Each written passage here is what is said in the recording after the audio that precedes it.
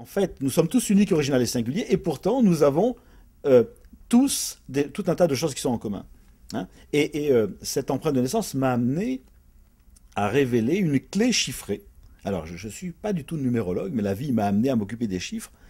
Euh, et je vous dirai en deux mots pourquoi le chiffre est important, parce que, en fait, la première conscience de l'humain, de l'homme préhistorique, simplement devant sa grotte, qui regarde l'univers, qu'est-ce qu'il voit? Il voit bien qu'il y a des choses qui sont à l'intérieur de lui, à l'extérieur de lui, et qu'il y a une rencontre entre les deux. Et que ces trois plans dont on parle, ils sont là tout le temps. Hein, si je dis euh,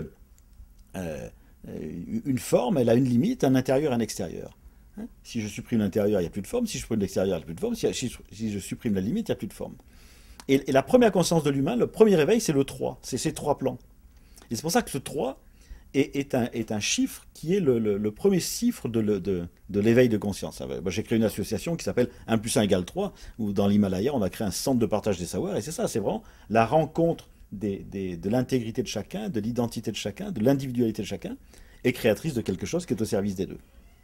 Et, et donc ça m'a amené à créer une clé chiffrée, c'est-à-dire qu'on a tous une clé de naissance, qui est un archétype, c'est-à-dire qu'avec votre date de naissance, on peut trouver une clé qui va nous donner, et des clés, il y en a que 36, il y a juste 36 clés, quelles que soient les dates de naissance. Ça fait toujours 9.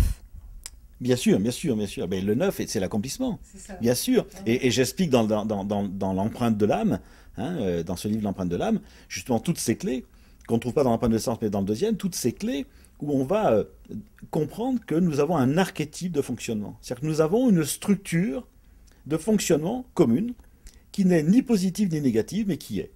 Et qui en permanence, que l'on va pouvoir lire aussi bien dans la dualité, c'est-à-dire dans l'attraction-répulsion, que de mettre en conscience. Et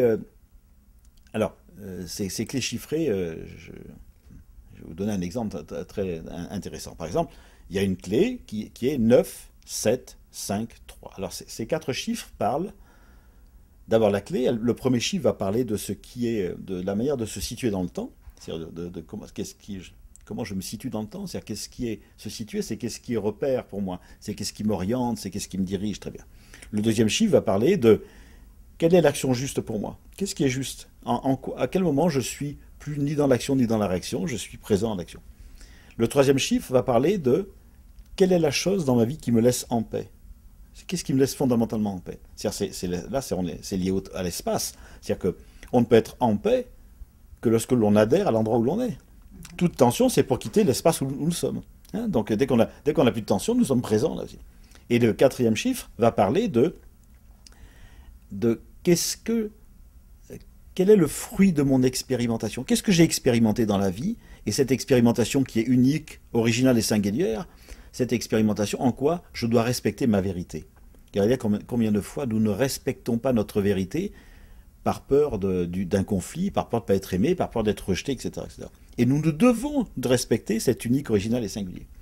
Et donc, il y a une clé qui est 9, 7, 5, 3, qui traduit avec le vocabulaire que je donne au nombre, dans cette lecture de l'empreinte. 9, ça veut dire que je me laisse conduire. 7, je m'engage. 5, au cœur de l'expérimentation intense. 3, pour pouvoir le communiquer. Et le tout, ça fait 6, et ça veut dire et je me réalise au service de l'humanité. 9, 7, 5, 3, on dit quelle belle. Merci pour la clé. Hein, belle clé, hein, magnifique clé. Alors, il y a des personnages qui ont cette clé-là, qui sont vraiment des gens qui se sentent missionnés, etc. Mais il y a un personnage qui était beaucoup moins sympathique à mes yeux, qui était Hitler. Ah ouais, je savais que vous alliez dire Hitler. Et dans sa démence, dans sa folie, je ne justifie pas, vous comprenez bien ce que je veux dire, mais dans sa démence, il se disait missionné, il s'est engagé au cœur de l'expérimentation, il disait que c'était pour le communiquer, et il disait que c'était au service de l'humanité. C'est-à-dire que même dans la folie, dans la démence, on ne peut pas échapper à cette clé. C'est pour ça que nous sommes tous 100% programmés et 100% libres de le vivre soit dans la dualité, soit en conscience. Et ces clés sont fascinantes parce qu'elles nous donnent vraiment un véritable mode d'emploi